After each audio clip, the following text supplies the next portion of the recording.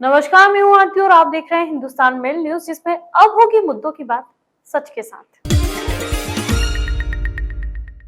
मध्य प्रदेश में होने वाले विधानसभा चुनाव के पहले भाजपा जहां लाडली बहना योजना का डंका बजा रही है, तो वहीं स्वच्छ शहर इंदौर में कई लाडली बहनों को सरकारी तंत्र की लापरवाही और खराब कार्यप्रणाली के कारण कई तरह की तकलीफ उठाना पड़ रही है। इंदौर की हुकुमचंद मिल की जमीन से बीते वर्ष हटाए गए लोगों को शासन ने अलग अलग जगह आवास प्रदान किए हैं, जहां निरंजनपुर सब्जी मंडी क्षेत्र में रह रहे लोगों की परेशानियां लगातार बढ़ रही है, जिसको लेकर उन्होंने प्रधानमंत्री आवास विभाग के पालिका प्लाजा स्थित कार्यालय के सामने आज मोर्चा खोल दिया और जमकर नारेबाजी भी की।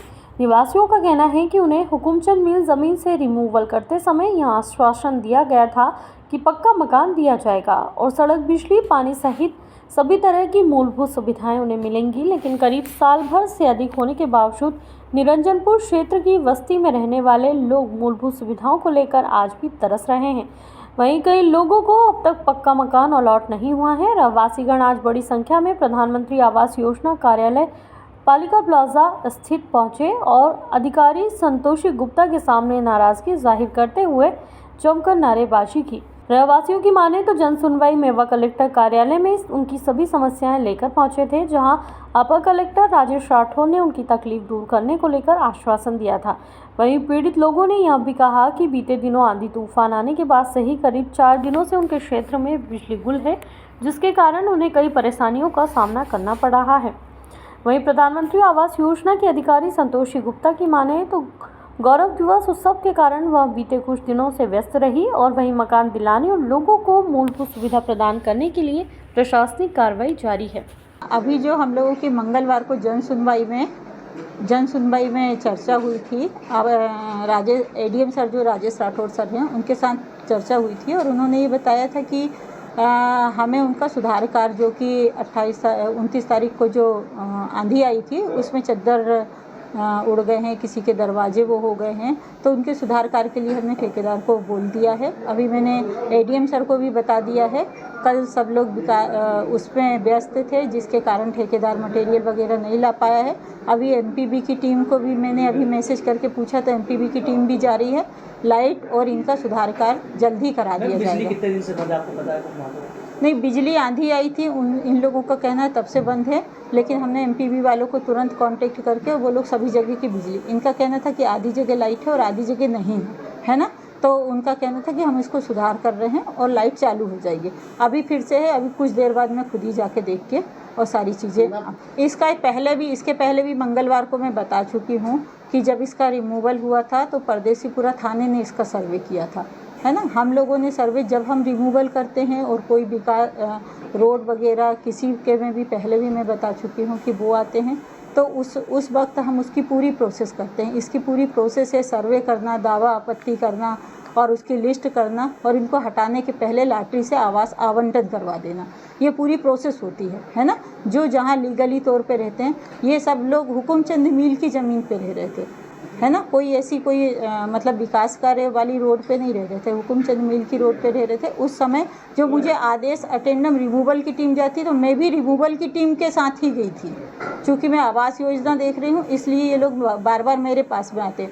जो रिमूवल की हमारी गैंग होती है उसके साथ में मैं भी गई थी और जितने जो बड़े बड़े पक्के के 2-3 मकान थे, 2-3 लोगों का 2-2 मंजिला मकान बना हुआ था, उनको जो नियमानुसार किस्त जमा करके उन्होंने मकान आवंटन किए। और इन लोगों के सिर्फ कच्चे झोपड़े थे, चद्दर के, जैसे चद्दर के मकान में अभी हमने शिफ्ट किया है उसी तरह के चद्दर के मकान में पहले भी ये लोग रहते थे। और जब से ये लोग शिफ्ट हुए हैं, जब से बिजली, पानी, हर एक सुविधाएं इनको फ्री है। अब आंधी आई है तो आंधी में जो चद्दर वगैरह उड़ गई उसका रिपेयरिंग का कार्य हम लोग करा रहे हैं, जो कि अभी जस्ट मेरी तुरंत बात हुई है। इनके आने के बाद मैंने ठेकेदार से बात की। निरंजनपुर चद्दर वाली बस्ती। क्या समस्या है आपकी? मकान की समस्या है। 5 मई 2022 को हमारे मकान तोड़े गए थे हुकुमचंद मिल से। मैडम ने बोला था मकान दे देंगे, लेकिन मैडम ने मकान नहीं दिया हमें।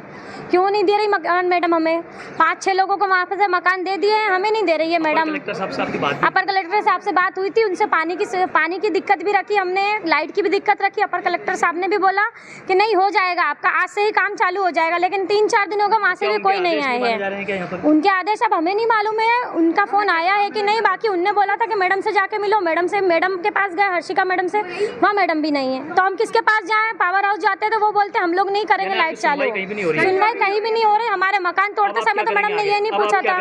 अब हम क्या करेंगे? वापस मंगलवार के दिन जन सुनवाई में वापस से जाएंगे हम।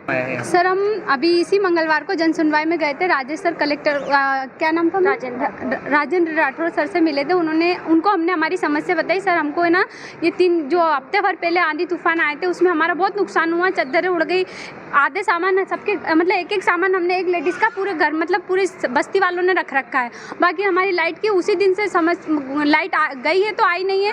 और आज 3 दिन से मंगलवार वाले दिन हम लोग सर को बोल के गए थे सर लाइट नहीं है, तो सर ने हमें बोला था मैं अभी से तत्काल मेरे अधिकारी आपके घर पहुंचा रहा हूं, आपकी समस्या खत्म हो जाएगी। अगर पितृ पर्वत पे मकान खाली हैं तो 100% मैं आपको दिलाऊंगा। सर मकान में वहाँ मकान पूरे खाली हैं, हम लोग आज ही देख के आए हैं, कुत्ते लेटरिंग करके बैठे हैं लेटरिंग के अंदर और हम लोग खुले में जा रहे हैं। सर ये मैडम से बोले तो मैडम बोली मैं नहीं दूंगी, मैं रिजाइन दे दूंगी, मैं 100 नंबर पे कॉल कर दूंगी, पर मुझे नहीं पता, मैं पट्टे वालों को दूंगी। इन्होंने मीडिया में भी अनाउंसमेंट किया था कि मैं उन्हीं को देती हूँ जो रास्ते में अवैध जगह पे कब्जा करे, मैं उनको नहीं देती हूँ। जिसको रास्ते में मतलब मकान टूटा हो या फिर जिसके पास शासन द्वारा पट्टे दिए गए हो मैं उसी को मकान देती हूँ। सर वो मिल प्राइवेट है, प्राइवेट मल्टी जो हमारे साथ रहते थे वो लोग वो भी प्राइवेट उसमें ही रहते थे। हम लोग एक ही मीटर में हम लोगों ने सबने लाइट ले रखी थी, फिर उनके पास पट्टा कहाँ से आ गया? वो 4-5 अजय कुशवा, दिव्या और एक और सीताबाई, विद्या शर्मा, रामवती, इन सबको मकान मिल गई है, हमारे साथ के थे, तो हमें क्यों नहीं दे रही है मैडम? लंबे इंतजार के बाद सांसद शंकर लालवानी की मेहनत रंग लाई, जहां गुरुवार को इंदौर के लक्ष्मीबाई रेलवे स्टेशन से देहरादून उज्जैन देहरादून साप्ताहिक ट्रेन का शुभारंभ सांसद शंकर लालवानी द्वारा हरी झंडी देकर रवाना किया।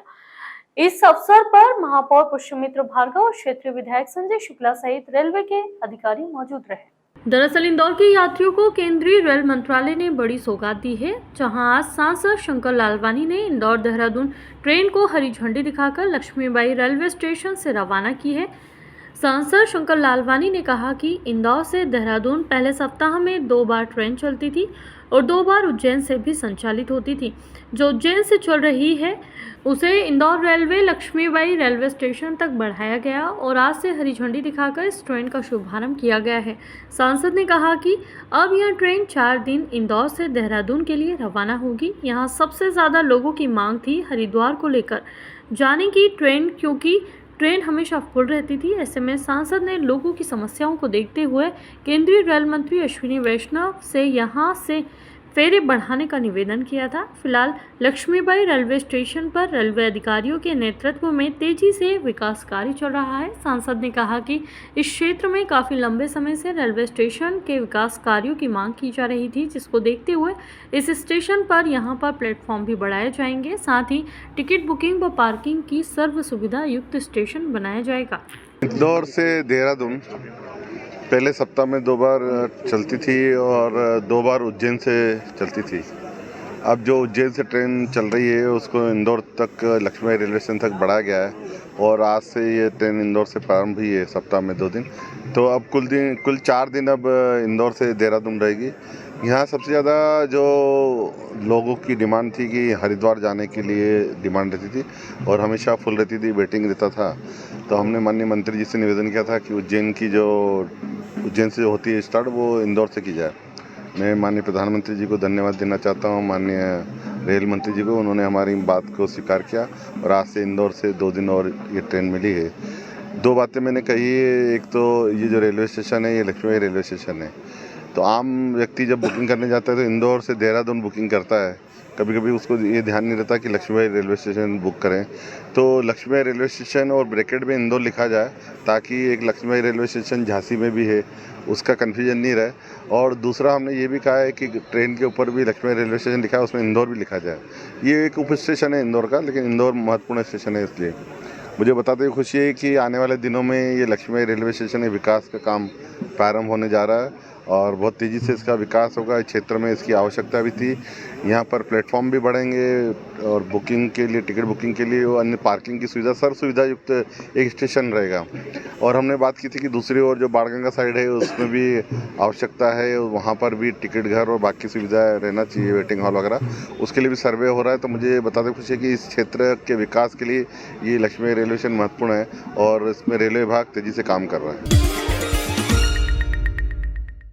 नेपाल के प्रधानमंत्री पुष्पकमल दहल प्रचंड शुक्रवार सुबह 11 बजे विशेष विमान से इंदौर पहुंचे। एयरपोर्ट पर मुख्यमंत्री शिवराज सिंह चौहान व जनप्रतिनिधियों ने उनकी आगवानी की। नेपाल के पीएम और उनके साथ आए अन्य अतिथि उज्जैन रवाना हो गए। यहाँ वे महाकाल दर्शन के साथ ही महाकाल लोक का भ्रमण भी करेंगे। उनके साथ उनकी बेटी सुश्री गंगा दहल, विदेश मंत्री नारायण प्रकाश सोद, वित्त मंत्री डॉक्टर प्रकाश शरण मेहता, ऊर्जा जल संसाधन मंत्री शक्ति बहादुर वासनेद, भौतिक व परिवहन मंत्री प्रकाश ज्वाला, वाणिज्य और आपूर्ति मंत्री रमेश रिजर, प्रधानमंत्री के सलाहकार हरिबोल प्रसाद, मुख्य सचिव शंकरदास वैरागी और नेपाल के विदेश सचिव भरतराज पोडियाल भी आए हैं। इसके पूर्व सुबह से ही एयरपोर्ट पर उनके स्वागत की भव्य तैयारियां की गई थी, जहां तगड़ी सुरक्षा थी। प्रचंड जैसे ही अन्य अतिथियों के साथ बाहर आए तो वहां निमाड़ के गणगौड़ और भगोरिया नृत्य की आकर्षक व उल्लासपूर्ण प्रस्तुति के साथ अतिथियों का स्वागत किया गया। यह देख वे काफ़ी अभिभूत हुए। इसी कड़ी में इंदौर के युवाओं के स्वर ध्वज पथक के 50 सदस्यीय दल ने ढोल ताशों और केसरिया ध्वज के साथ उद्घोष करते हुए उनका स्वागत किया। मुख्यमंत्री शिवराज सिंह चौहान ने ऐलान किया कि भोपाल में इंटरनेशनल क्रिकेट स्टेडियम बनाया जाएगा। यहां कन्वेंशन सेंटर का भी निर्माण होगा। सीएम शिवराज ने यह घोषणाएं 1 जून गुरुवार को भोपाल गौरव दिवस के मौके पर की है। इसके साथ ही अगले साल से इस दिन भोपाल में सरकारी छुट्टी का भी ऐलान किया है। सीएम शिवराज सिंह चौहान ने कहा कि होशंगाबाद रोड पर एलिवेटेड कॉरिडोर बनाया जाएगा। कमला पार्क से लाल घाटी तक 8 लेन एलिवेटेड कॉरिडोर बनाया जाएगा। केबल कार और रोपवे चलाने के भी प्रयास किए जाएंगे। सीएम ने वेस्टर्न बाईपास बनाने की भी बात कही। भोपाल गौरव दिवस के मौके पर राजधानी के मोतीलाल नेहरू स्टेडियम में सांस्कृतिक कार्यक्रमों का आयोजन हुआ। इसमें गीतकार मनोज मुंतशिर और गायिका श्रेया घोषाल भी शामिल हुई। गीतकार मनोज मुंतशिर ने मंच से कहा कि शिव के राज में भोपाल का नाम भोजपाल नहीं होगा तो कब होगा। वहीं बॉलीवुड सिंगर श्रेया घोषाल ने एक से एक प्रस्तुति देकर दर्शकों को झूमने पर मजबूर कर दिया। उन्होंने मशहूर मेरे इश्क की कहानी हो गई गाने से शुरुआत की थी। श्री महाकालेश्वर मंदिर प्रबंध समिति द्वारा संचालित निःशुल्क अन्न क्षेत्र का संचालन अनिश्चित काल के लिए बंद कर दिया गया है। अन्न क्षेत्र के बाहर बोर्ड भी लगा दिया गया है। अन्न क्षेत्र बंद करने के पीछे का कारण महाकाल लोक फेज 2 का काम चलना बताया है। अब त्रिवेणी संग्रहालय के सामने स्थित मंदिर की भूमि पर निर्माणाधीन नए भवन का काम पूरा होने के बाद अन्न क्षेत्र का संचालन शुरू हो सकेगा। बता दें कि अन्न क्षेत्र में प्रतिदिन करीब 1000 से अधिक बाहर के श्रद्धालु भोजन प्रसादी ग्रहण करते थे। गुरुवार को भी यहाँ भोजन नहीं बना। मंदिर समिति ने बोर्ड लगा दिया है। मंदिर के अधिकारियों का कहना है कि अब अन्न क्षेत्र के नए भवन का कार्य पूर्ण होने के बाद नए भवन से संचालित किया जाएगा। मंदिर समिति के अन्न क्षेत्र में प्रतिदिन बाहर से आने वाले श्रद्धालुओं को मंदिर के निर्गम गेट पर बने काउंटर से भोजन प्रसादी के टिकट प्राप्त होते थे। अचानक अन्न क्षेत्र का संचालन बंद होने से यात्रियों को अब मंदिर के आसपास की होटल व रेस्टोरेंट में भोजन करना पड़ेगा। आने वाले महीने में श्रावण मास शुरू होगा। ऐसे में हजारों श्रद्धालुओं को भोजन प्रसादी के लिए असुविधा होगी। फिलहाल के लिए इतना ही। ऐसी ही अन्य खबरों के लिए देखते रहिए हिंदुस्तान मेल न्यूज और चैनल को सब्सक्राइब करना ना भूलें।